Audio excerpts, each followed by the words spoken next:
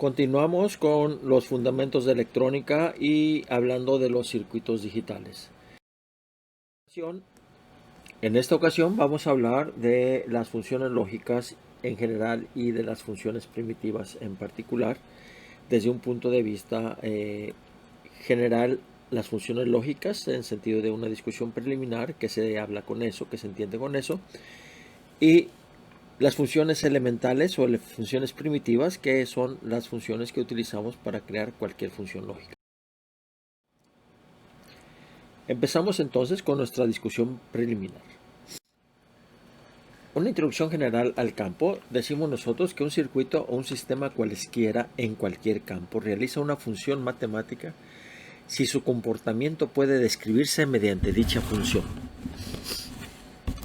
Obsérvese que no se está aclarando que sea digital, analógico o de cualquier sistema, ni siquiera que sea eléctrico. Es un circuito o sistema cualesquiera.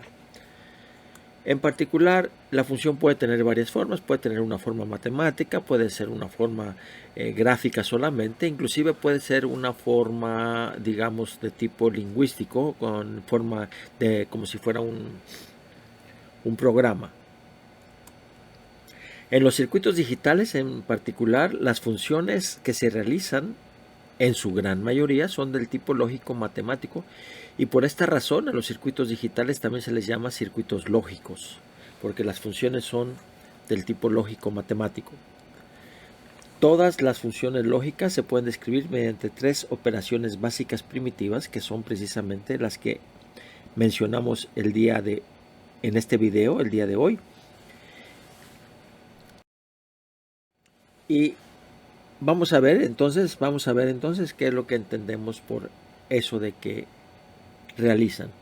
Tenemos un circuito lógico, la manera como lo estamos realizando poco importa, que tiene unas entradas A, B, C, etcétera. Puede tener desde 1 hasta 1000 entradas, como ustedes quieran.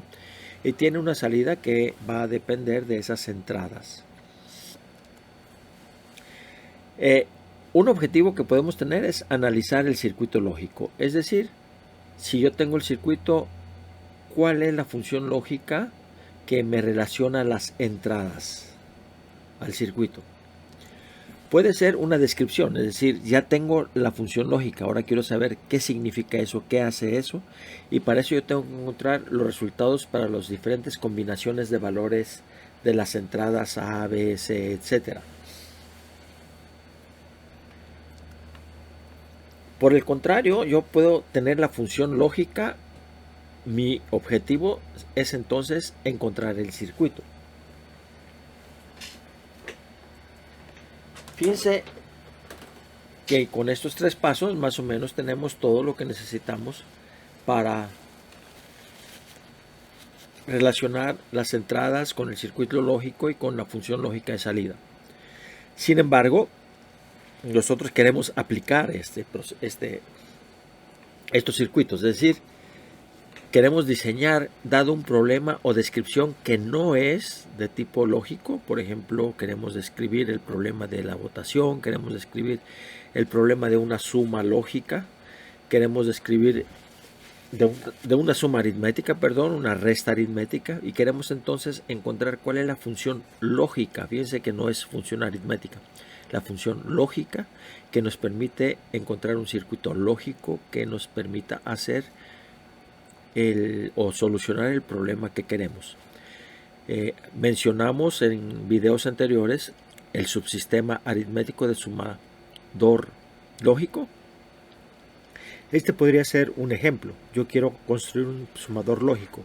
Mi descripción consiste precisamente en decir qué es lo que quiero que haga. Y la función lógica, que no es la suma aritmética, es precisamente lo que hace posible que yo construya un circuito cuya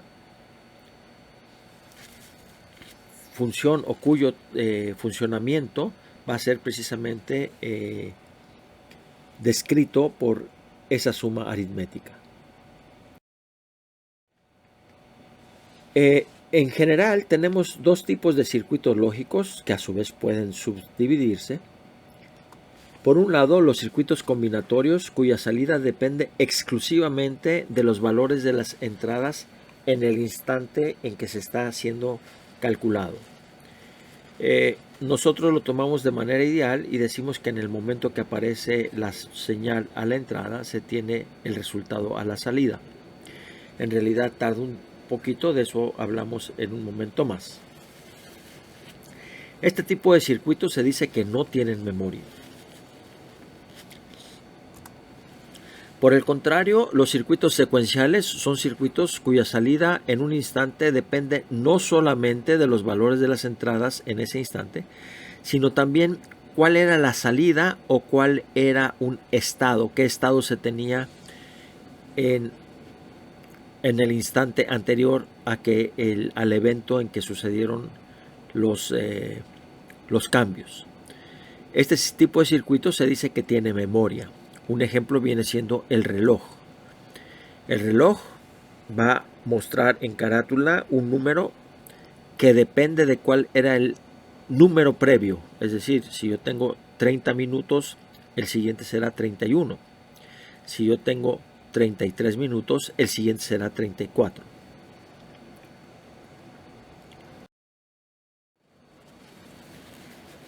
Para describir el circuito, ya no estoy hablando de la forma física, para describir el circuito, sino pensar en eso desde una manera lógica. Hay varias formas. Puedo hacerlo de forma verbal, decir qué es lo que hace. Puedo utilizar, sobre todo cuando son pocas variables de entrada, lo que se llama tabla de verdad, o también se conoce con el nombre de tabla de funcionamiento. Y hay otros medios que vamos a ver más adelante. ¿En qué consiste una tabla de verdad? Una tabla de verdad es básicamente una tabla en donde a la izquierda tenemos nosotros las variables de las entradas A, B, C, etc.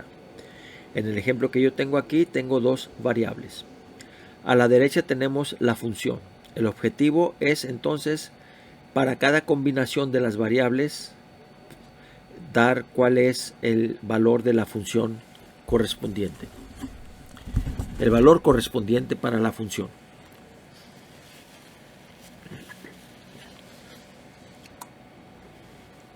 Aquí tenemos el caso de tres variables. Fíjense bien que el número de filas que yo voy a tener va a depender del número de variables. En general, como yo estoy tomando todas las combinaciones posibles, la tabla de verdad o tabla de funcionamiento de esta forma exige que yo tenga cubiertas 2 a la n combinaciones.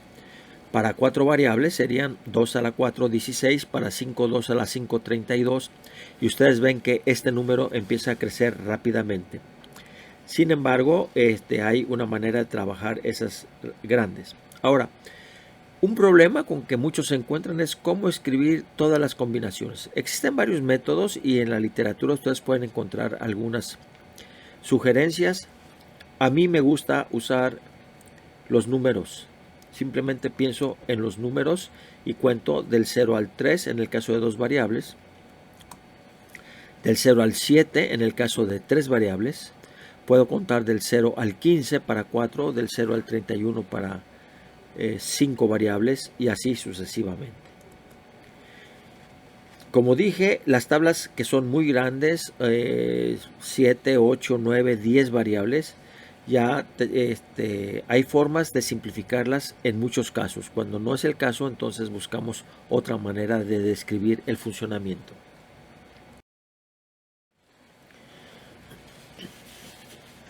Hay otra cuestión que hay que tener en cuenta. Supongamos que tenemos un circuito lógico y tenemos su tabla de funcionamiento. Es decir, dadas las combinaciones que tenemos nosotros en las variables, puedo decir cuál es el resultado a la salida. Las variables en sí pueden ser unas señales estáticas, es decir, durante el proceso de la aplicación no cambian en lo absoluto, pero también pueden ser señales dinámicas que cambian de valor. Eso entonces lo representamos mediante un diagrama de tiempo. Aquí tenemos nosotros un diagrama de tiempo y lo que decimos es de qué manera está cambiando la señal para los diferentes instantes.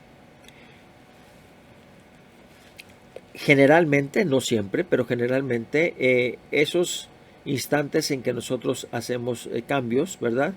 Los definimos por intervalos precisos, aunque en otras ocasiones simplemente lo dejamos como sea. Eso lo vamos a ver más en detalle, pero para nosotros ahora lo que interesa es lo siguiente. Cuando las variables cambian, ¿cómo le hago yo para encontrar el valor de y? Pues bien, cada vez que una variable cambia su valor, lo que vamos a hacer es establecer una ventana. Aquí tengo una ventana en donde A y B valen 0. Si yo veo A y B 0, 0, me da un valor de 1 para la salida Y. En este caso tengo 0 y 1. Yo voy acá, 0 y 1 me da un valor de 0 para la salida Y. 1, 1 me da un valor de 1. Y así puedo yo seguir en todos los casos y obtener entonces la curva de salida para la función Y.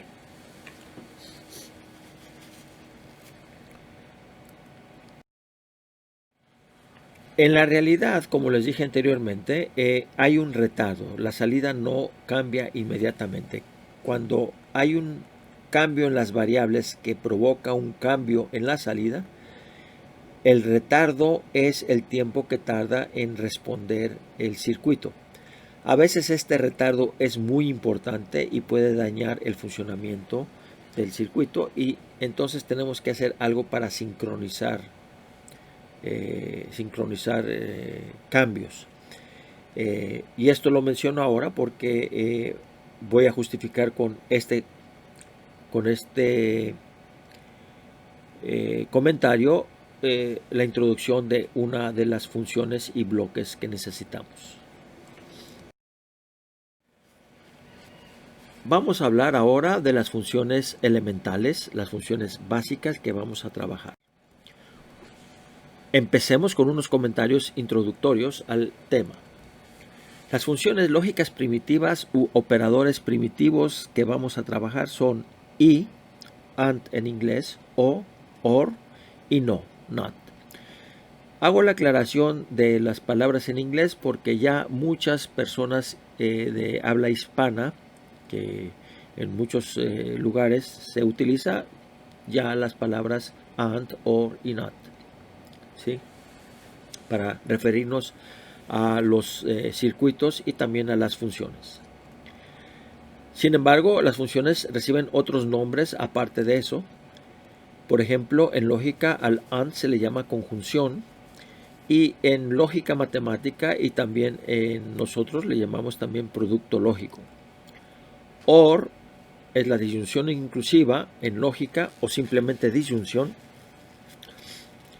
También hay quienes les llaman IO para enfatizar el hecho de que se incluye las dos posibilidades, y también le llamamos nosotros suma lógica. El NOT es la negación y también se le llama inversión.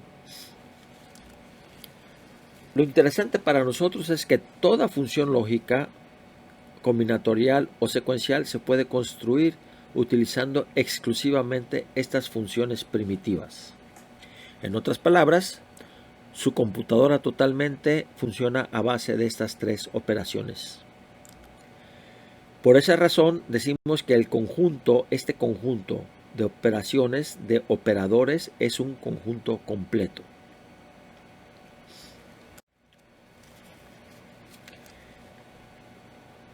Hay una función que vamos a agregar al grupo. No es primitiva en el sentido de que no es necesario tenerlo completo, y de hecho se puede construir utilizando uno de los las operaciones primitivas, y es la función identidad, que recibe otros nombres de buffer y aislador. En un momento más decimos por qué es importante considerarla. Una cuestión interesante es que los operadores primitivos se pueden asociar a modelos lingüísticos. Los modelos lingüísticos que describen el bloque o función, que son más bien de tipo formal, pero también modelos lingüísticos del hablar común. Por eso es que el AND recibe ese nombre, y lo podemos asociar a todas las veces que nosotros hacemos una conjunción. también a conjunciones y preposiciones gramaticales como pero, o, también, cosas así. Conforme ustedes agarran experiencia, aprenden la importancia de esta observación, aunque bien es cierto que al principio es necesario irse con más cuidado.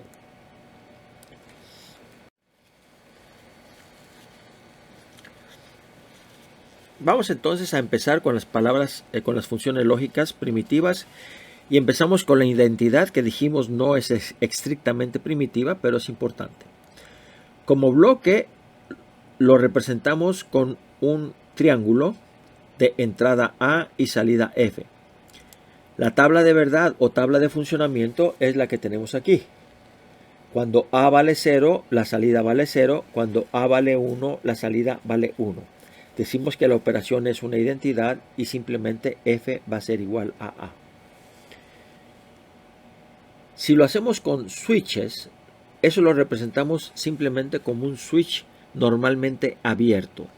Esta posición normalmente abierto corresponde al valor lógico de A igual a 0. Si tienen alguna duda al respecto, les recuerdo que los switches existen normalmente cerrados y normalmente abiertos. Cuando A es igual a 1, el switch se cierra y entonces X y Y están conectados. Hay un camino continuo que me lleva de X a Y. Si A es igual a 0, el switch está abierto y entonces el camino de X a Y está abierto.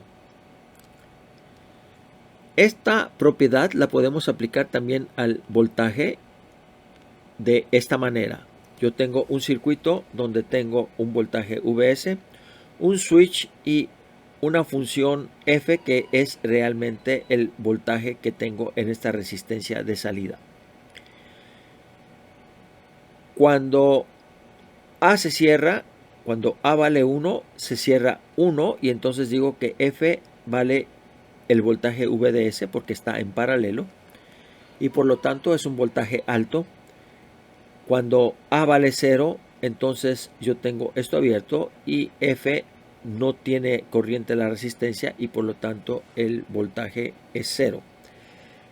Recordarán ustedes que un voltaje alto corresponde a un 1 lógico y un voltaje bajo corresponde a un 0 lógico, así que decimos que lógicamente F va a ser igual a A.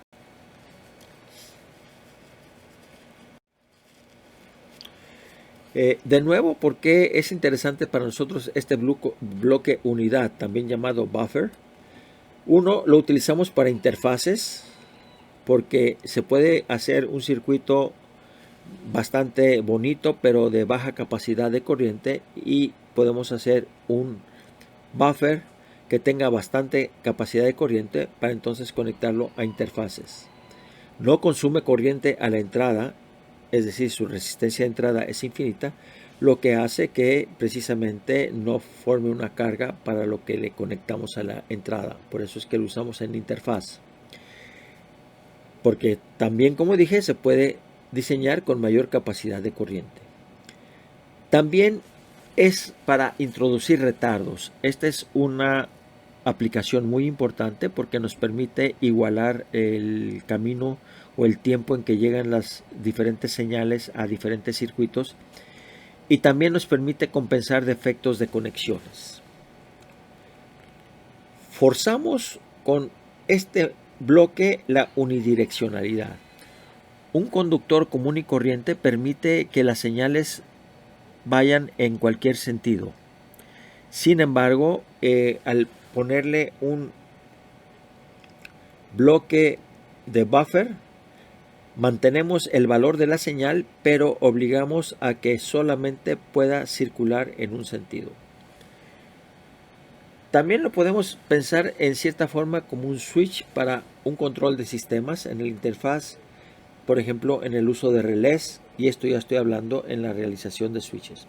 De hecho, es el caso en los PLC, es decir, los controladores lógico programables. Vamos ahora a la función de negación, la función NOT. El bloque es como el buffer con un círculo a la salida, o también se puede poner un círculo a la entrada. La tabla de verdad es la que tenemos aquí. Cuando A vale 0, A negado, así se lee A barra, A negado, A prima. A negado vale 1. Cuando A vale 1, A negado vale 0. Por eso también se le llama invertidor lógico. La operación es la operación de negación, de NOT, invertidor. Y decimos que la función es precisamente A negado, A barra o A prima. En términos de switches, en términos de interruptores, lo colocamos como un interruptor normalmente cerrado. Observen ustedes, de acuerdo a lo que nosotros hemos discutido previamente, cuando el switch está cerrado, el valor lógico es 1. De manera que el switch está cerrado cuando A negado es 1, o sea, cuando A es 0. Cuando A es 0, el switch está cerrado y el camino XY conectado. Cuando A es 1, el switch está abierto y el camino XY está abierto, decimos que es 0. Esta propiedad la podemos nosotros aplicar para hacer una operación combinando el switch con el voltaje lógico, que sería el voltaje a la salida.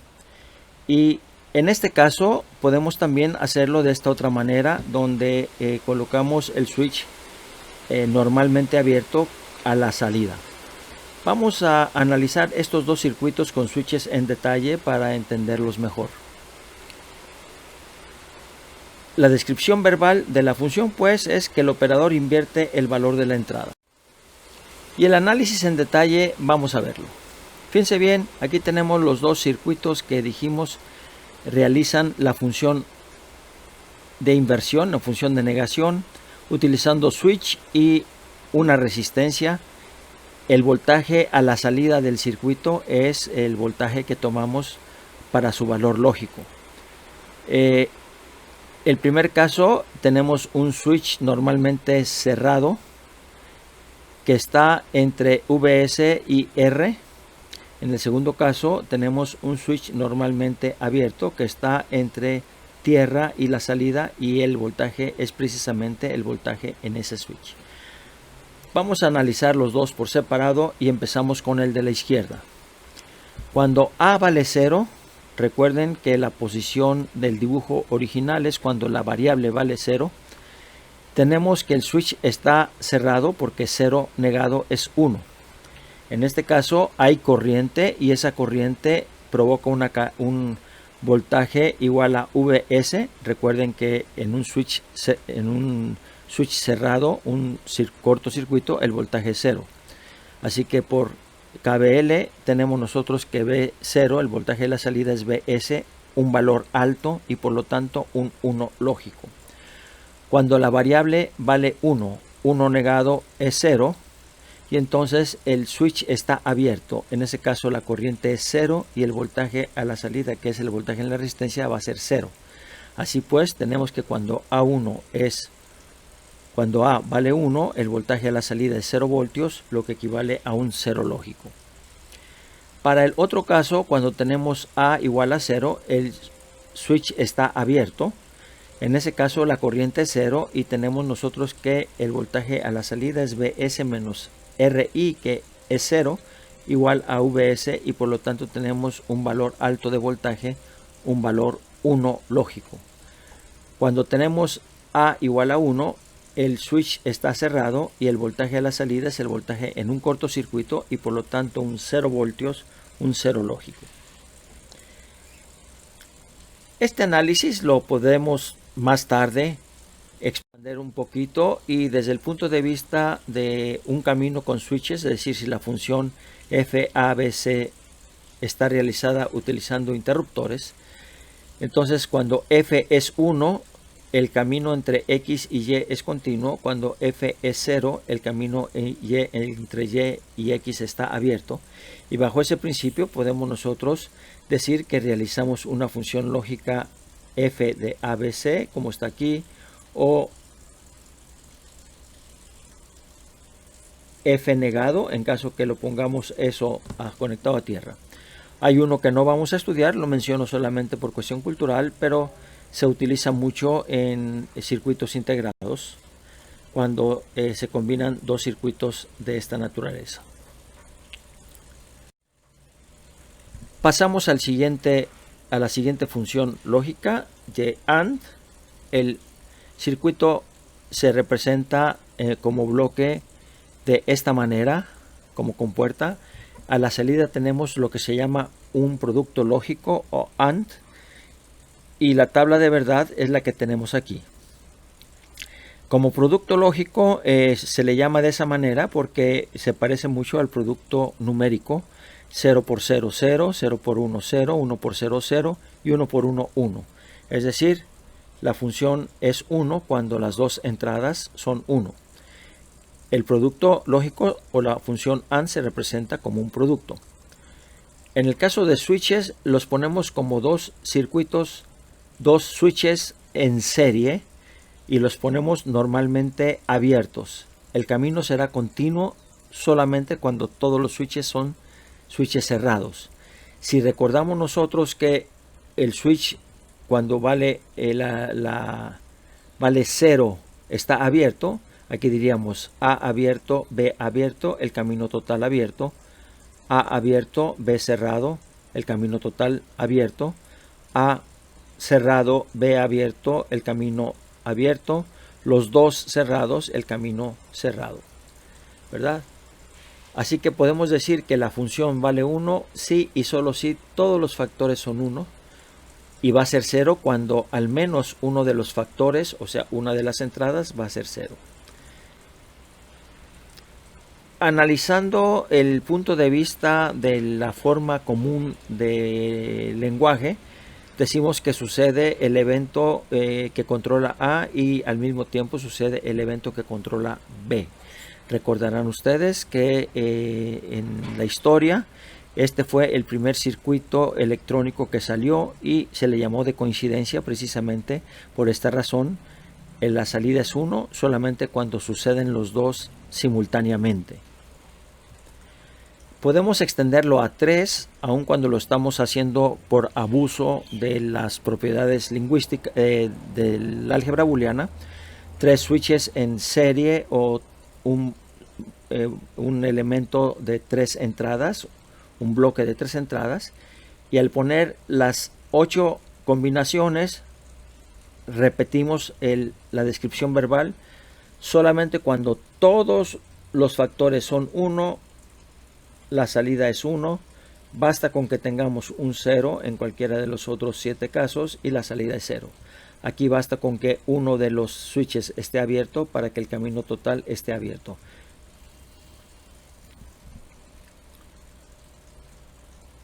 Pasamos a la función primitiva O, también llamada IO, OR, suma lógica con disyunción inclusiva.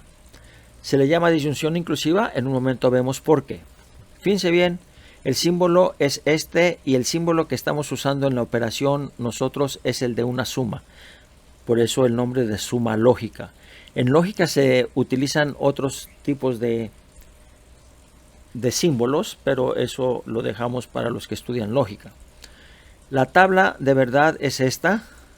Cuando uno de los dos está en valor de 1, tenemos nosotros un 1. Cuando todos son 0, es 0. Y decimos que la función es la función lógica. Si ponemos los switches en paralelo, se cumple la misma tabla. Vean ustedes, los dos abiertos, por lo tanto el camino está abierto. Aquí B está cerrado, el camino está cerrado a través de B. Aquí A está abierto, el camino está cerrado a través de A. Y aquí los dos están cerrados, el camino está cerrado por cualquiera de los dos.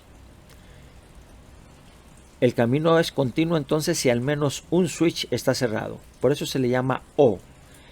Y el hecho de que digamos al menos perdemos la posibilidad de que los dos es la razón por la que se le llama inclusivo. Y en el lenguaje, sobre todo en el escrito, se acostumbra a decir IO. Eso tiene su origen más bien en las cuestiones legales. Así que, descripción verbal, F es igual a 1 si al menos una variable es 1. F es igual a 0 solamente cuando todas las variables son 0.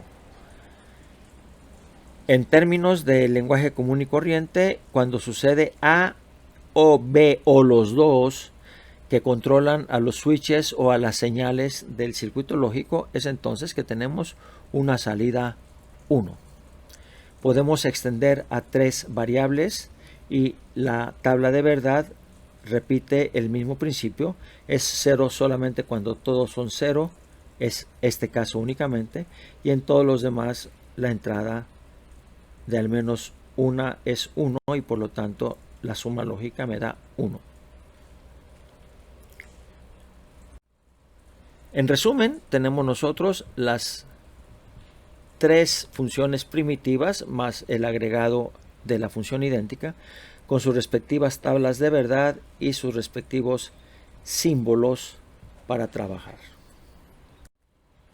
Aquí tenemos nosotros unos diagramas de circuitos integrados, reciben un nombre específico, el 7407, es un X buffer, se le llama X porque son 6